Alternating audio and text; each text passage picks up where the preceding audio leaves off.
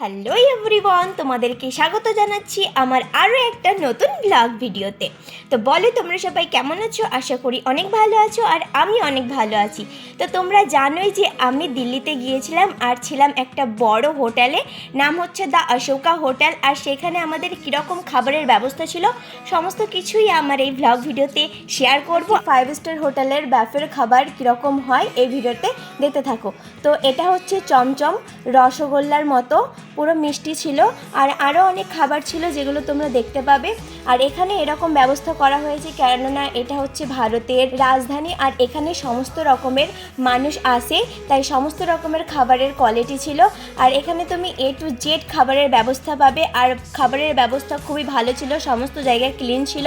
আমাকে তো খুবই ভালো লেগেছিলো। আর 5 স্টার হোটেলে আমি কোনোদিন যেতে পারতাম না, যাই হোক আমার ভাগ্যবশত আমি গেছি আর তোমরা আমাকে অনেক সাপোর্ট করেছো তার জন্য।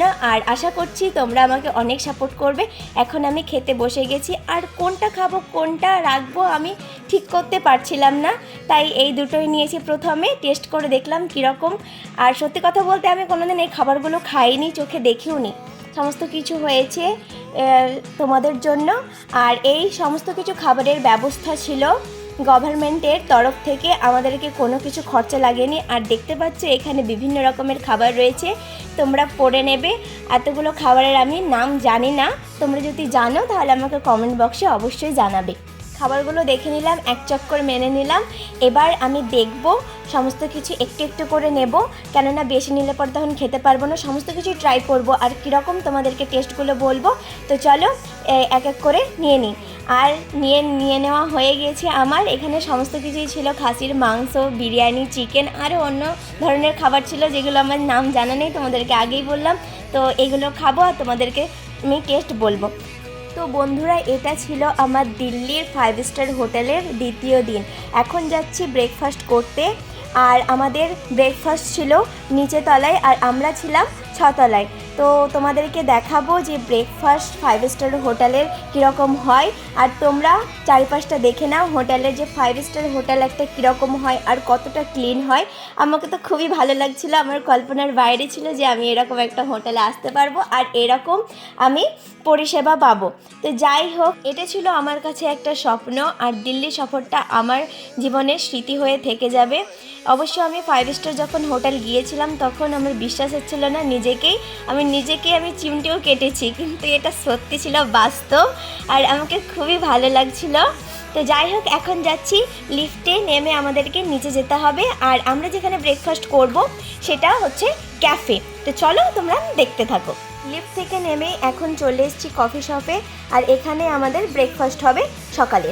এটা হচ্ছে কফি শপ আর এখানে বিভিন্ন ধরনের খাবার ছিল আর তোমরা দেখতেই পাচ্ছ কতটা পরিমাণে ক্লিন রয়েছে। আর এটা হচ্ছে জুস, 2 রকমের জুস ছিল।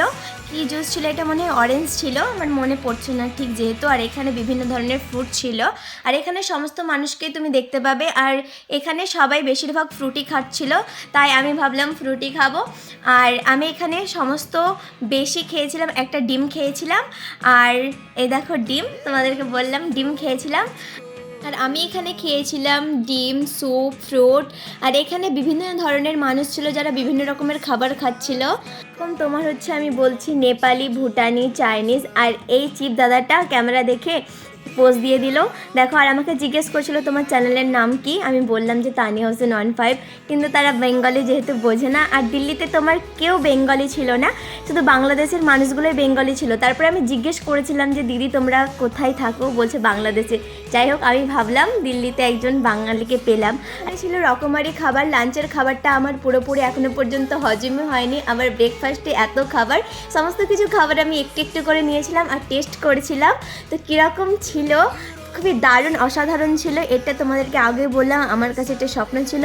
তো আমি সমস্ত কিছু খাবারই আমি ট্রাই করেছি, কিন্তু এই সাম্বারাটা আমি ট্রাই করিনি, যেহেতু আমি নিয়েছিলাম কিন্তু আমি খেতে পারিনি। আর সমস্ত কিছু খাবার আমি এখানে ট্রাই করেছি, তোমরা এখানে দেখতে পাচ্ছ। এটা মনে হচ্ছে ঢুকে পেটা, বিরিয়ানি, আর আরও অনেক খাবার রয়েছে। তোমরা দেখতে থাকো খাবারগুলো আর আমাকে বলো তোমরা কী কী খাবারগুলো খেয়েছো। লুচি ছিল, এখানে তরকারি ছিল, বিরিয়ানিও ছিল, সকালবেলাকার পুরো ওয়াল। আমি ভাবতেও পারিনি যে এরকম একটা রেস্টুরেন্টে আমি আসতে পারবো জীবনেও। আজকের ভিডিওটা ছিল এই পর্যন্তই, আর পরবর্তী ভিডিওটা আমি তোমাদেরকে দেখাবো একটা প্রাইম মিনিস্টারের সঙ্গে একটা ছোট্ট মিট। তো তোমরা যারা এখনও পর্যন্ত আমার চ্যানেলটাকে সাবস্ক্রাইব করোনি, প্লিজ সাবস্ক্রাইব করে পাশে থাকা বেল আইকনটা প্রেস করে রাখো। তো আজকের মতো টাটা, বাই বাই।